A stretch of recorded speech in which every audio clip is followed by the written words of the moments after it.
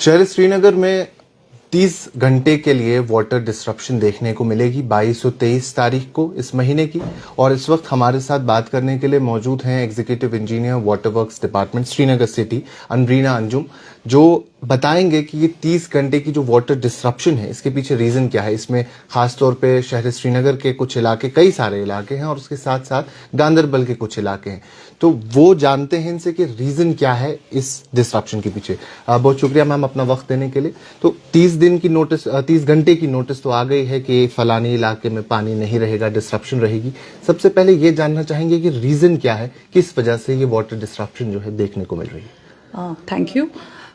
पहले तो मैं ये बताना चाहूंगी कि बेसिकली ये जो शटडाउन ले रहे हैं वाटर डिस्ट्रप्शन के लिए, जो शटडाउन ले रहे हैं ये जेके एसपीडीसी जो स्टेट पावर डेवलपमेंट कॉर्पोरेशन है, जो कि सिंध पावर कनाल से अपना जनरेशन करते हैं इलेक्ट्रिसिटी का, वो काफी देर से शटडाउन की रिक्वेस्ट कर रहे थे क्योंकि उनको सिंध पावर कनाल में कुछ नेसेसरी रिपेयर्स करने हैं, कुछ वल्नरेबल स्पॉट्स हैं जिनका रिक्वायरमेंट है रिपेयर का, और प्लस उनका जो 4 बे है उसकी डिसिल्टिंग करनी है, उसकी सफाई करनी है ताकि उनका पावर जनरेशन इंप्रूव कर सकें। इसमें हमें काफी देर से उनकी तरफ से ये रिक्वेस्ट आ रही थी कि शटडाउन ले ले, because the same canal serves as water supply to various parts of the Srinagar city. तो इस वजह से इसमें पीएचई का जो नो ऑब्जेक्शन था वो जरूरी था।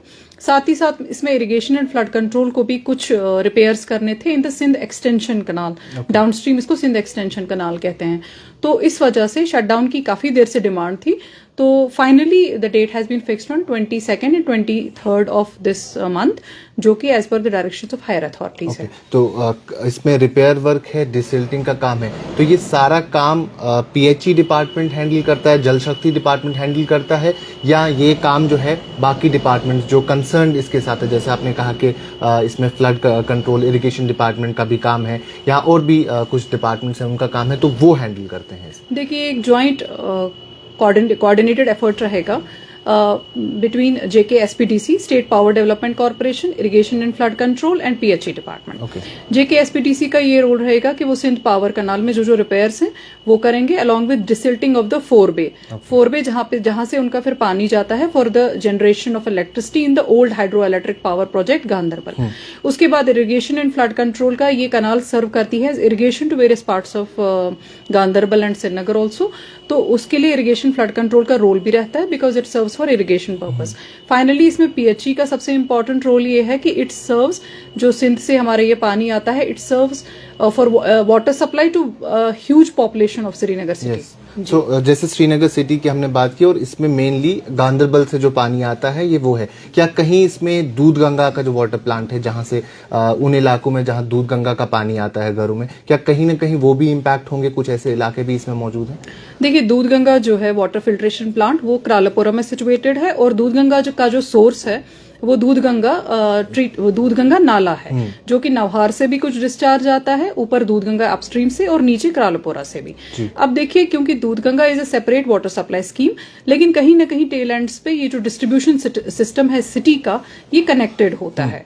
तो जैसे बटमालू की हम बात करेंगे तो बटमालू एक ऐसा एरिया है जहां पे एक साइड से दूध गंगा का पानी भी डिस्ट्रीब्यूट होता है और रंगील वाटर सप्लाई सिस्टम का पानी भी आता है। So system remains interconnected. If Rangil is affected due to some reasons, तो उस वजह से इन इलाकों को भी असर पड़ेगा डेफिनेटली। मैम, इसमें हम एक चीज यूजुअली हमने नोटिस की है कश्मीर में या खासतौर पर श्रीनगर में, कई सारे ऐसे एरियाज हैं जहां मकान या कोई ऐसे आउटलेट्स बने हुए हैं जिनके जो वॉशरूम्स है खासतौर पे, उनका आउटलेट डायरेक्ट जो पानी है वो वेस्ट जो है वो इन कैनाल्स में जाता है या इन जगहों पे जाता है और बाद में वही पानी हम इन वन वे और अदर वे यूज करते हैं।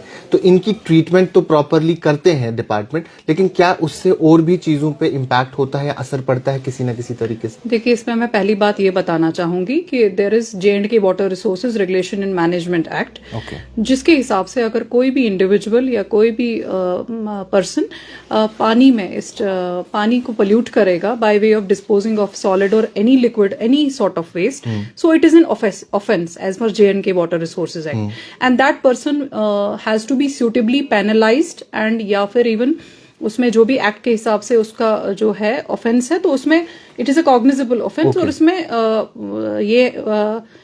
इसका जो है टाई किया गया है कि उसको कितना फाइन पे करना है, या उसको चालान देना है, या चालान उसके अगेंस्ट होगा, या फिर even up to even imprisonment भी है उसमें Okay. For repeated defaulters Okay. जो रिपीटेडली डिफॉल्ट ऐसा काम करते हैं। Yes Okay. तो पहली बात ये है। दूसरा ये है कि अब उसके बाद भी अगर कहीं लिक्विड या सॉलिड वेस्ट पानी में आ जाता है तो वो अगर हमारे फिल्ट्रेशन प्लांट्स में जाता भी है, पहले तो रिवर का एक सेल्फ प्यूरिफिकेशन सिस्टम होता है, because river self purifies it self over a length of its traverse जहां से करता है। उसके बाद जब ये हमारे ट्रीटमेंट प्लांट में आता है तो उसकी बाजाब्ता वहां पे स्टेप बाय स्टेप इसकी ट्रीटमेंट होती है, जिसमें हमारा starting from coagulation, flocculation, filtration and then finally disinfection. और कुछ प्लांट्स में हमारा एक्टिवेटेड कार्बन चैम्बर भी लगा हुआ है, जिससे कि हम लोग फर्दर कलर, ओडर वगैरह के इश्यूज को भी सॉल्व करते हैं। तो उसके बाद भी हमारा जो पानी होता है that is tested at the disposal, जो हम जहां से हमारा ट्रीटेड वाटर है वहां पे भी, एंड कंज्यूमर एंड पे भी वो टेस्ट होता है टाइम टू टाइम। तो इसमें water is absolutely fit for human consumption. दो तीन चीजें और मैं आपसे पूछना चाहूंगा। सबसे पहले वाटर की क्वालिटी पे बात करते हैं, क्योंकि एक चीज जो इससे पहले हमने शुपियन और कुलगाम जैसे इलाकों में देखी, though it's not your area but still it is somewhat related to water, कि वहां अक्सर कुछ ऐसे केसेस पिछले कुछ वक्त में आए जहां जो लोग हैं वो जॉन्डिस का शिकार हुए, और वो डायरेक्टली कहीं ना कहीं पानी, खराब पानी के साथ ही कनेक्टेड रहती है ये वाली बीमारी। तो क्या पानी की प्योरिफिकेशन के बाद भी कुछ ऐसे सब्सटेंस रह जाते हैं, और कितना ज्यादा जरूरी बन जाता है उन लोगों के लिए जो अपने घरों में बॉईल करना वाटर को, और एक बॉइलिंग टेम्परेचर के बाद उसे इस्तेमाल करना, ताकि वो इन सारी चीजों से, इन बीमारियों से खासतौर पर बच सके? देखिए, इसमें पोर्टेबल वाटर जो होता है, ड्रिंकिंग वाटर, उसके कुछ स्टैंडर्ड्स फिक्स किए गए हैं बाय CPHEO या BIS कोड, जो स्टैंडर्ड्स फिक्स किए गए हैं। तो what sort of water will be A portable water. उस वाटर में pH क्या होना चाहिए, टर्बिडिटी कितनी होनी चाहिए, कॉलिफॉर्म कंटेंट नहीं होना चाहिए, या ऐसे कुछ स्टैंडर्ड्स जो है वो सेट स्टैंडर्ड्स हैं। तो उन स्टैंडर्ड्स को फॉलो करते हुए हम अपनी जो ट्रीटमेंट प्लांट्स हैं उन पे पानी की रेगुलरली ट्रीटमेंट भी होता है और टेस्टिंग भी होता है, to test whether it is fit for consumption और नॉट। उसके बाद जब ये डिस्ट्रीब्यूशन सिस्टम में जाता है तो कंज्यूमर एंड तक पहुंचता है। कंज्यूमर एंड तक जाते हुए भी हम ये रिगरस टेस्टिंग करते हैं कि कहीं ये कंज्यूमर एंड तक कंटामिनेट तो नहीं हो गया। अगर कंटामिनेट हो गया तो that is an SOS for us, we immediately replace those pipes, but we ensure that the water which reaches to the consumers is absolutely fit for human consumption. Okay ji. So अब main important चीज आज के वक्त में जो ये बनती है कि वाटर डेफिशिएंसी या डेफिसिट हो गए हम, क्योंकि रेनफॉल डेफिसिट है, क्लाइमेट ओवरऑल चेंज हो गया है। ऐसा भी डेटा आया कि 80% रेनफॉल डेफिसिट हम रहे हैं पिछले सीजन में। तो उसके बाद जो वाटर, इसमें दो तीन चीजें बनती है। पहला सवाल मैं ये पूछना चाहूंगा, जो हमारा वाटर टेबल डाउन हो गया है, जो हमारे नदी नालों में पानी की किल्लत हो गई है, क्या उससे इसके फ्लो के बाद इसमें कुछ जो गलत चीजें, खराब चीजें, गलाजत इसमें रहती है क्या? उसमें जैसे आपने शुरू में कहा कि नदी नालों का एक अपना प्रोसेस है, वो खुद साफ करते हैं, लेकिन अगर उसमें वाटर लेवल ही कम हो गई, क्या उस प्योरिफिकेशन प्रोसेस में कहीं ना कहीं वो इम्पैक्ट हो जाता है? देखिए, अगर नदी या नाले में पहले पानी की लेवल कम हो गई तो ऑब्वियसली हम उसको टैप नहीं कर पाएंगे into our water treatment plants.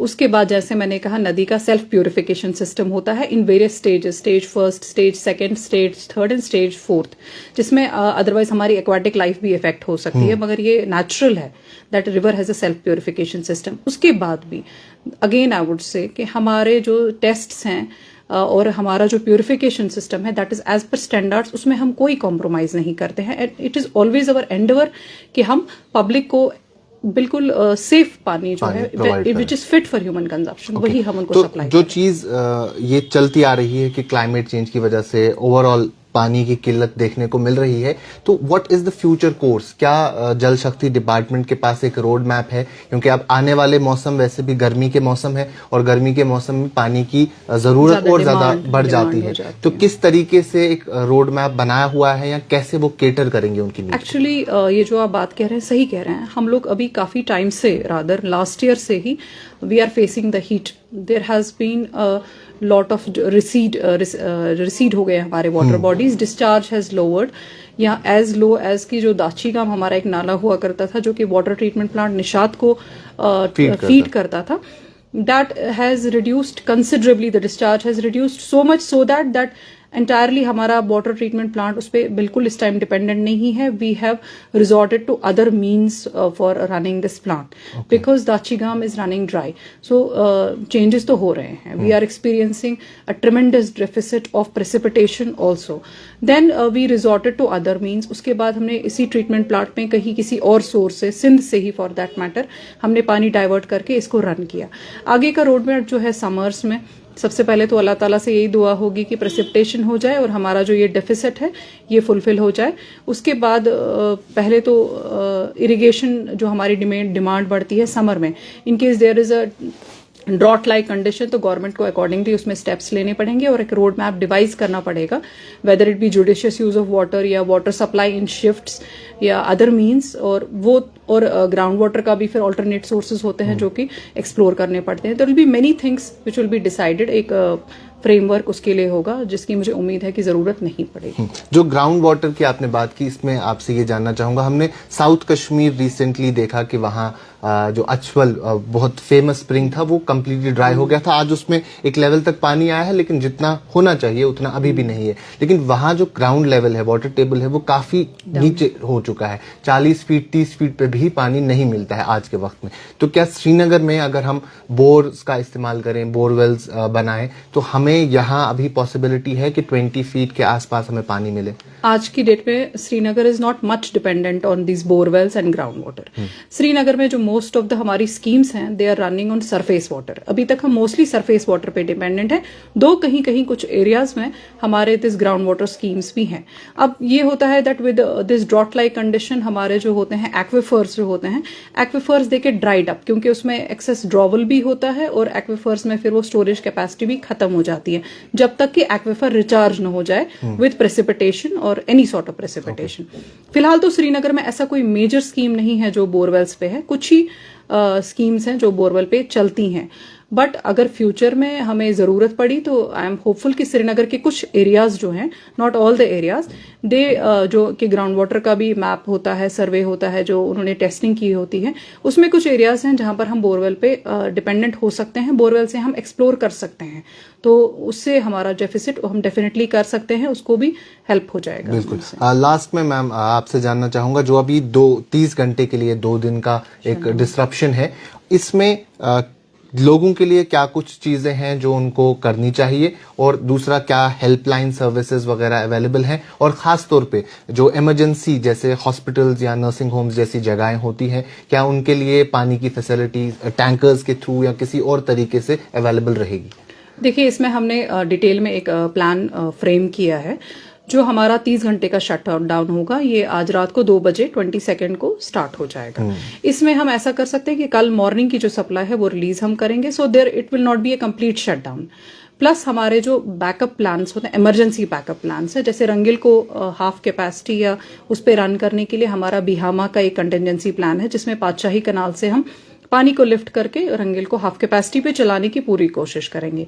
Plus हमारा निशात में भी हमने अरेंजमेंट्स कर लिए हैं. हम सरबंद रिजर्वायर से पानी लिफ्ट करेंगे for these 2 days to run Nishat plant also. However, because that will not meet the requisite जो इसका प्लांट का कैपेसिटी है एंड जो डिमांड है श्रीनगर सिटी की, इसलिए हम कहते हैं कि हम शट डाउन ले रहे हैं for 2 days, so that people also remain aware and they store water, plus they don't do any misuse of water for unnecessary things.